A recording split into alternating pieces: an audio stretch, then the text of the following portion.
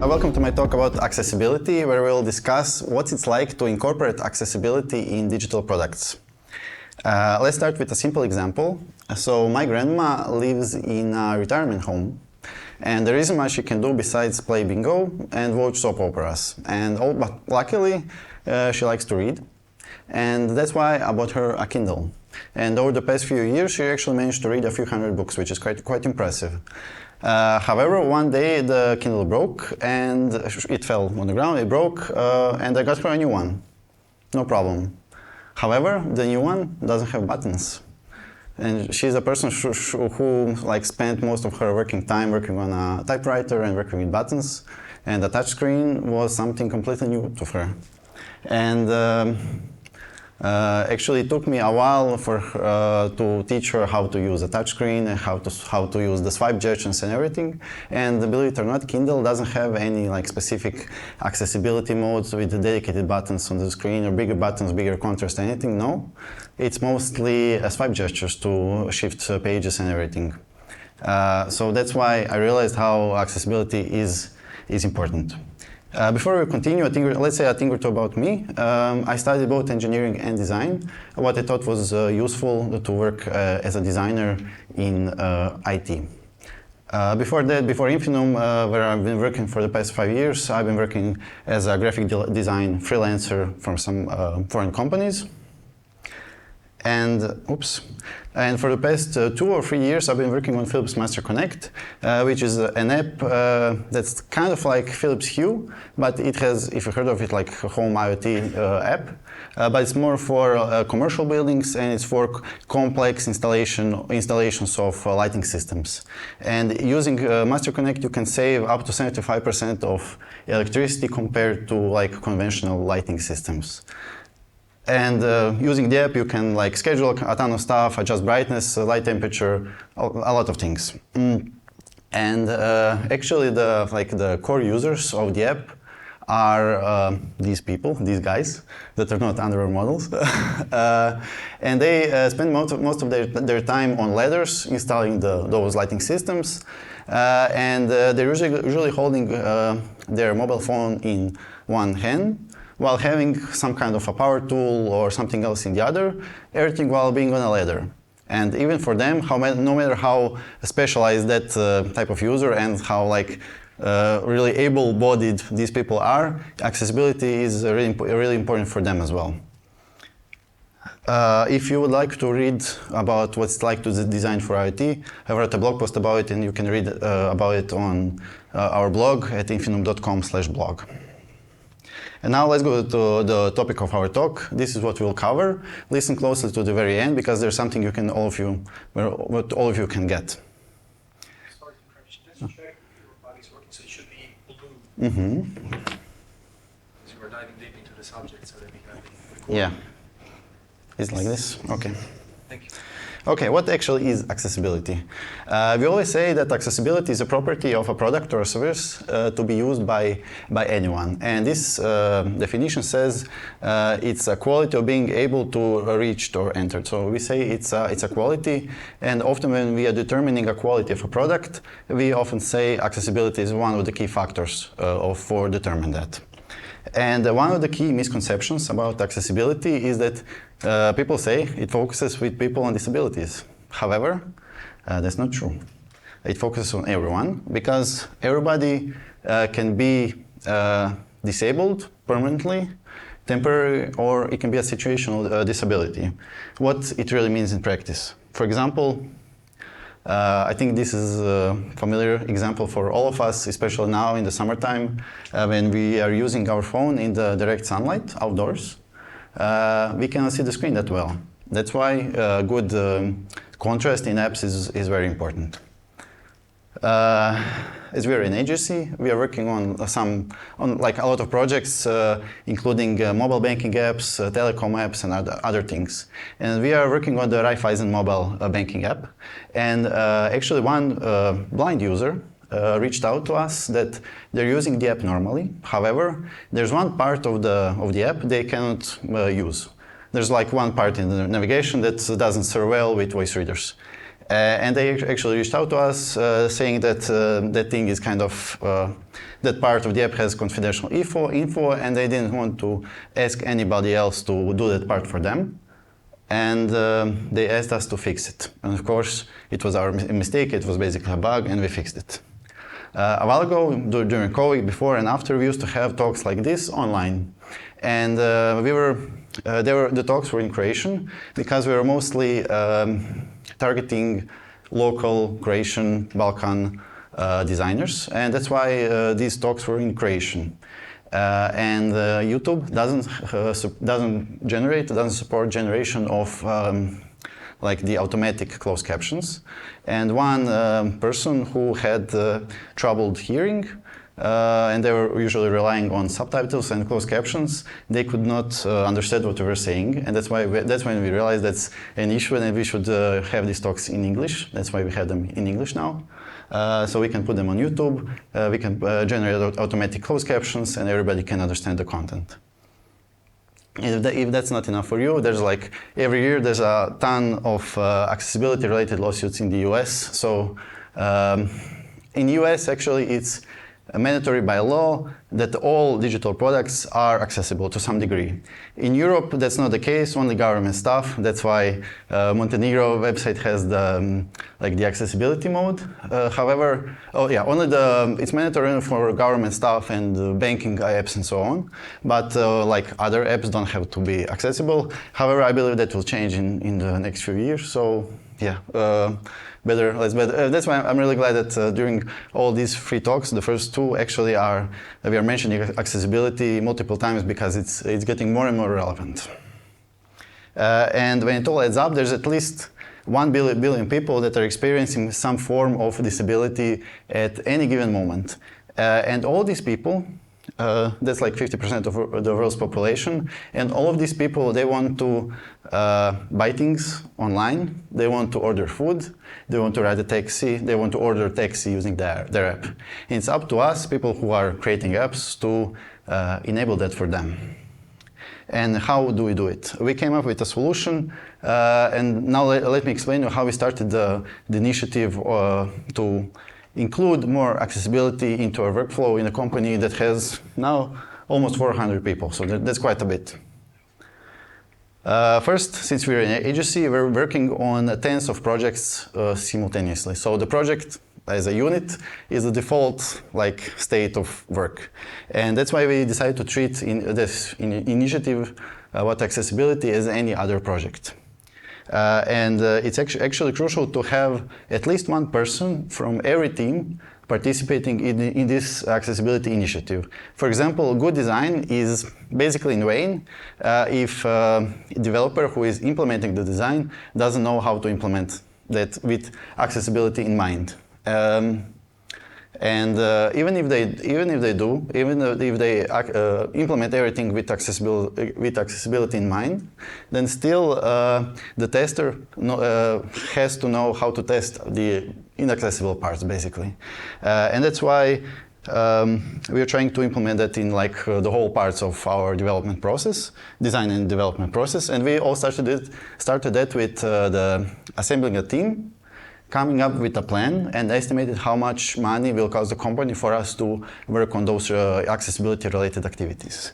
That's basically defined the budget, and we pitched it to the management of our company. And of course, since it's a really important topic, we're really happy and glad to participate in it and to fund it and everything.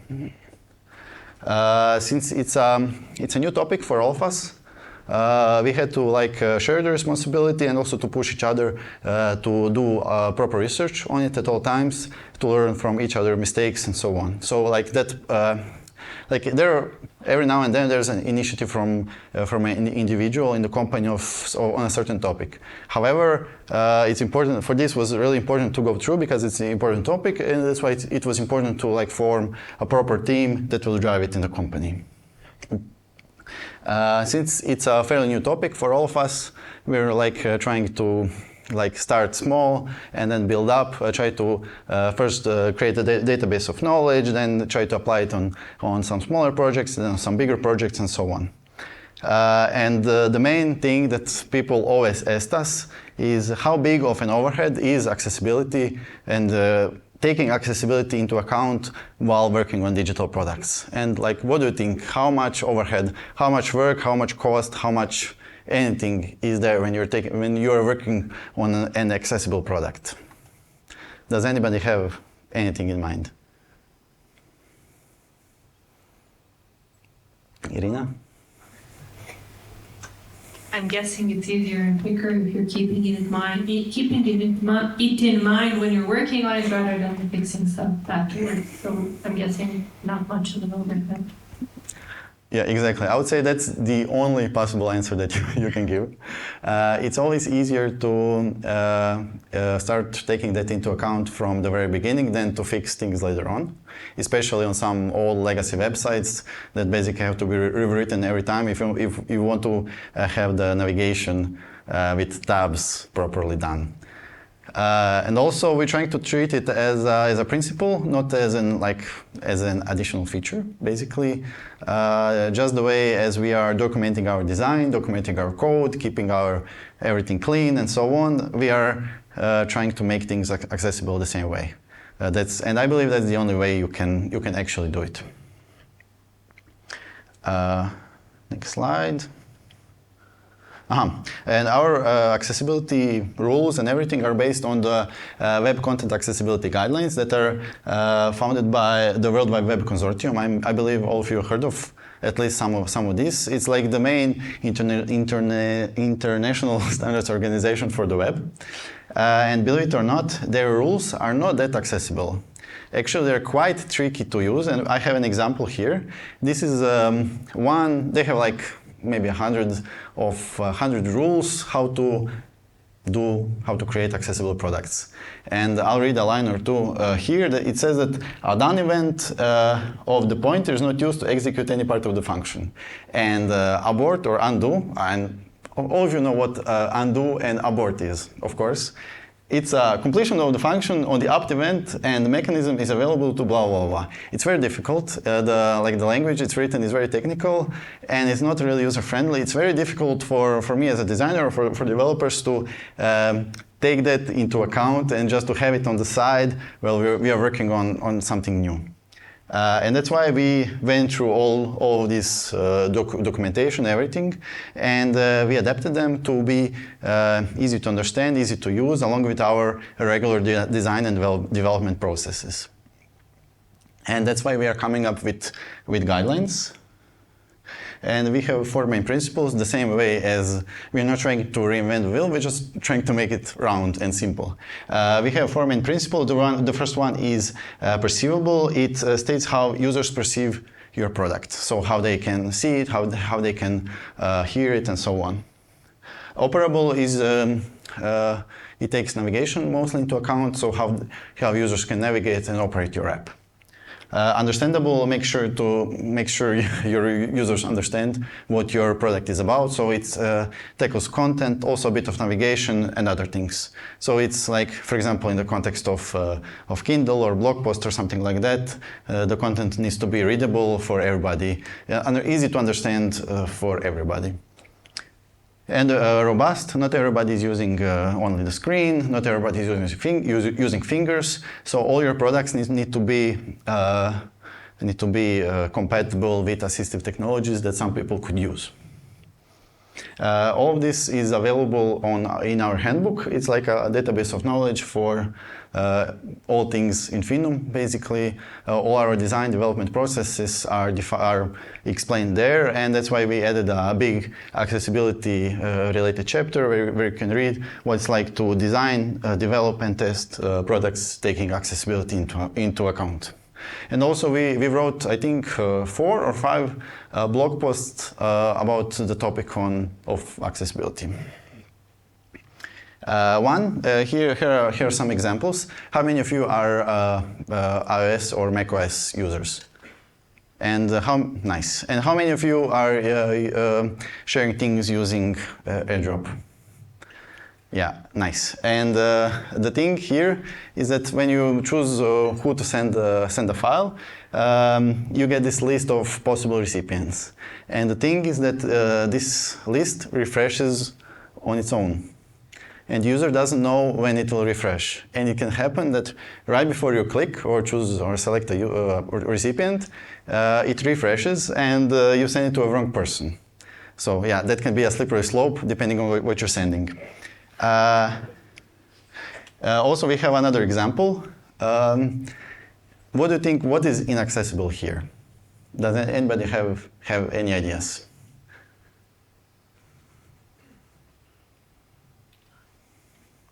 Let me give you a hint. It's related to this part, to the pie chart.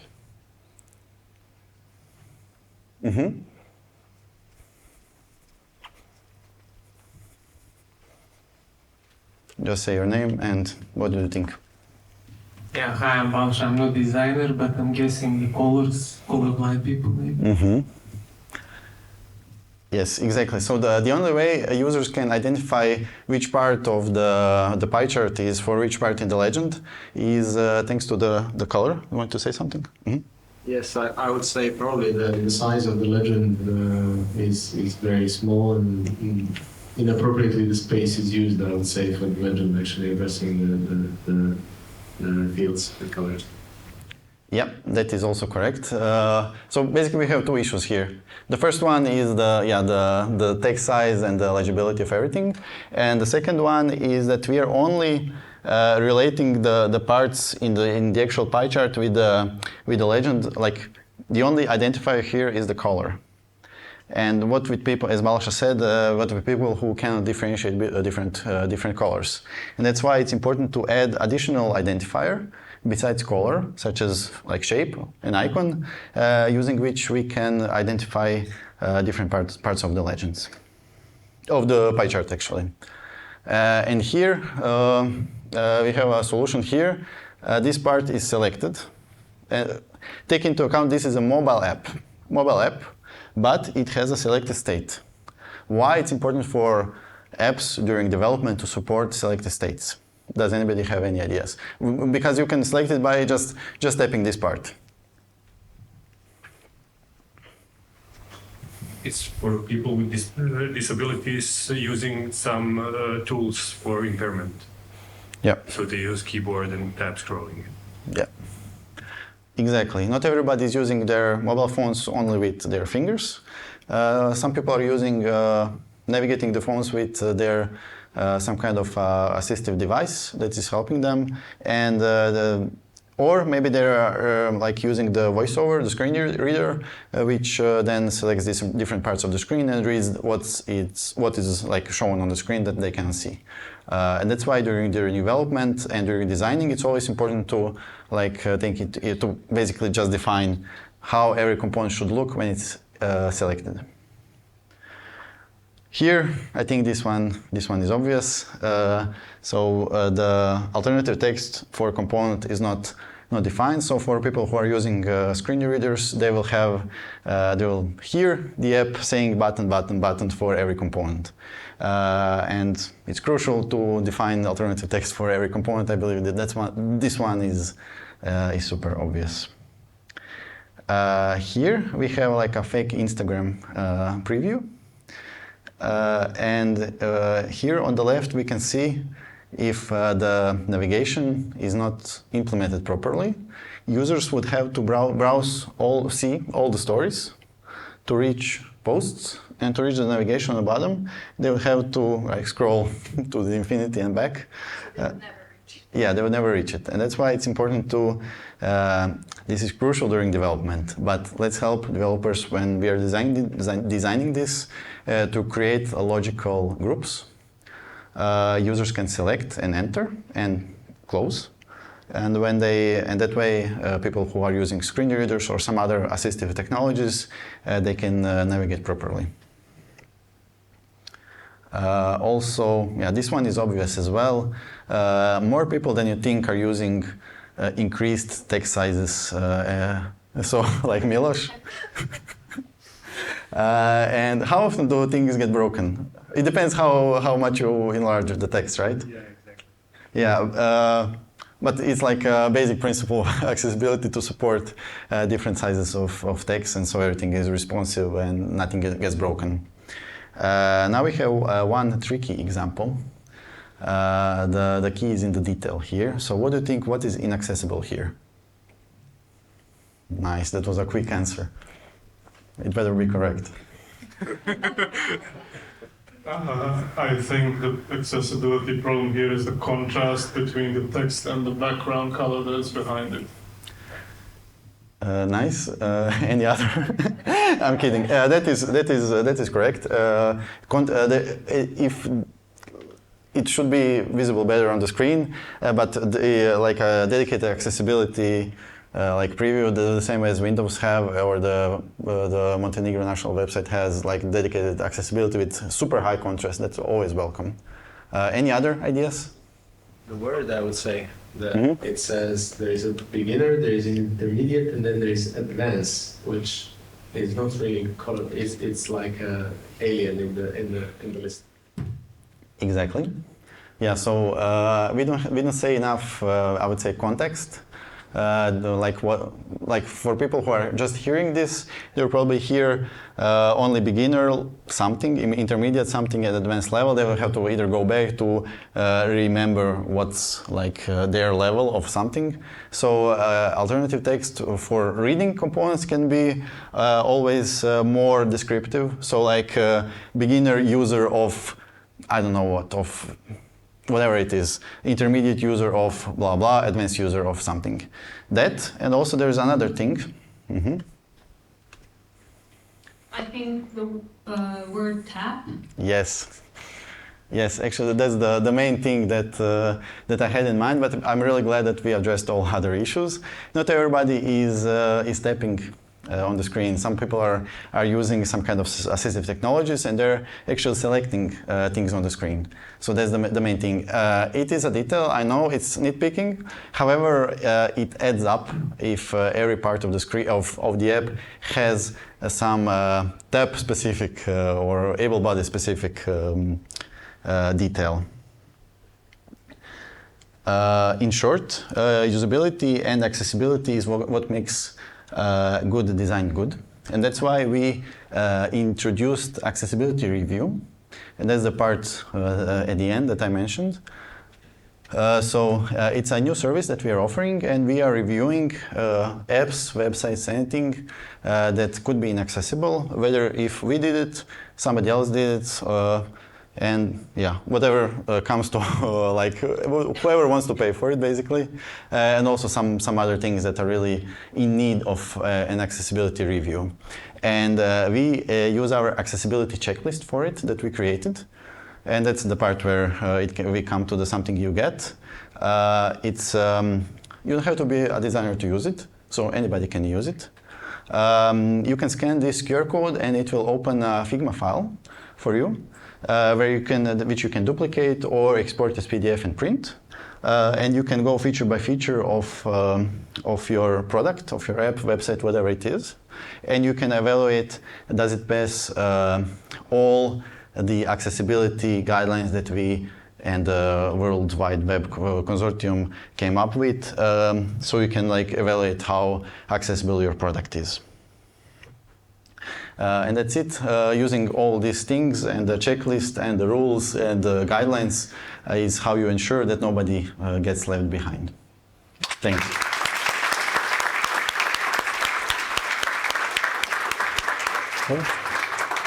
Thank you, Manu. Thank you. I could see that the little drops of sweat were kind of, coming out when he said this is a new service that we are offering, and everybody's afraid that they'll need to buy something today, but you won't. We are actually giving stuff away. So, what are your questions for Emanuel? Okay. So we got a person who almost got it right. So you can set this wrong right.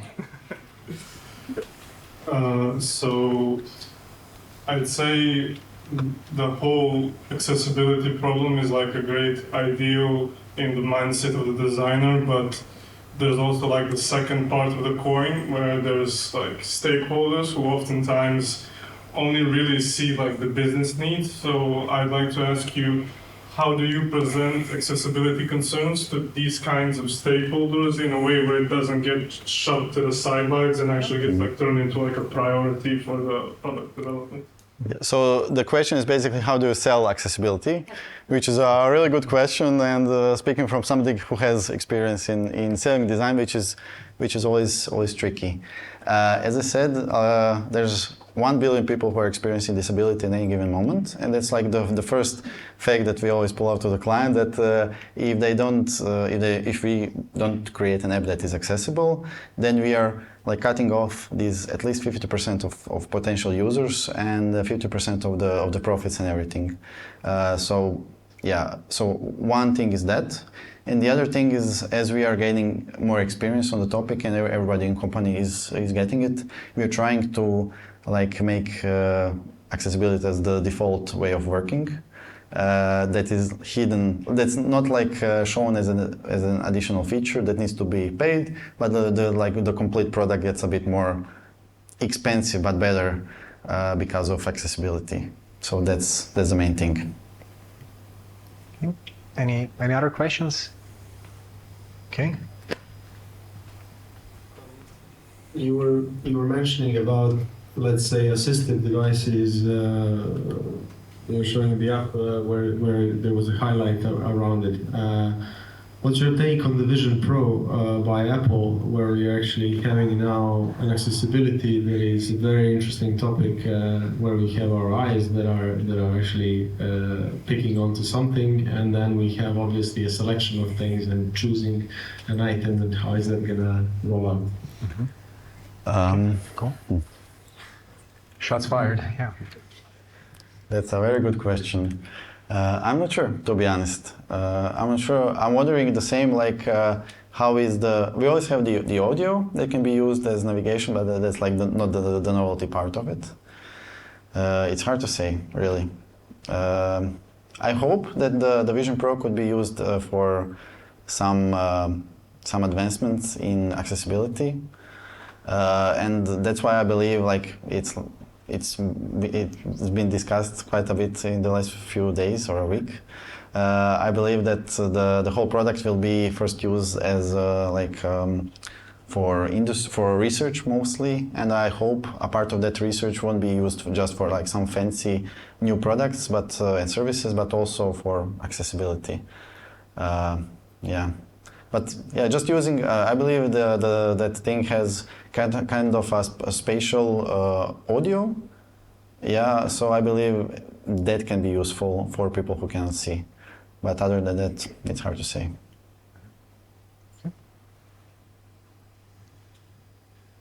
Any other questions? Oh yeah. Okay. Milutin? Okay, I tried not to. And you are doing well. Yeah.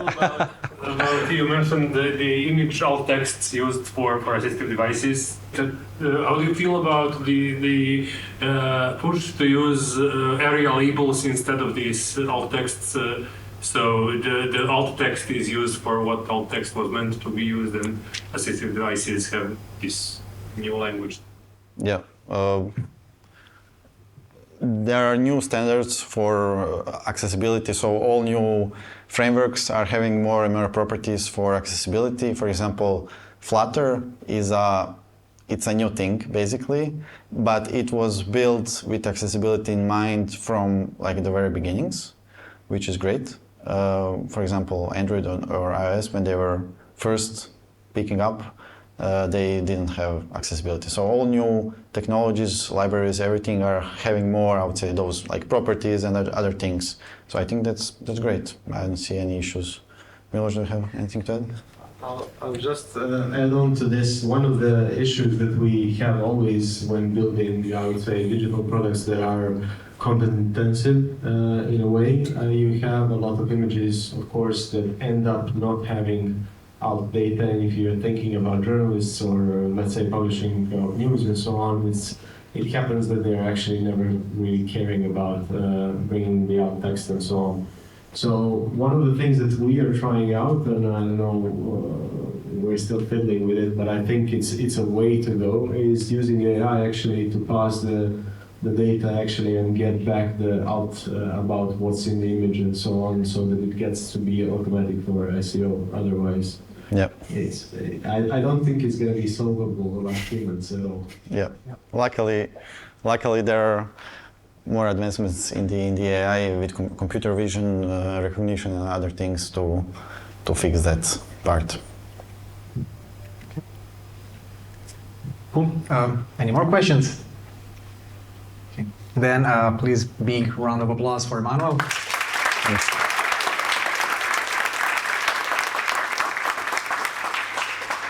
And that's all, folks. Thank you for joining us. Thank you, Irina. Thank you, Milos. Thank you, Emanuel, for preparing the presentations, for holding them, for answering the questions from the audience. And now please do join us for a couple of drinks and also for this 360 photo session that you can also enjoy. Thank you very much.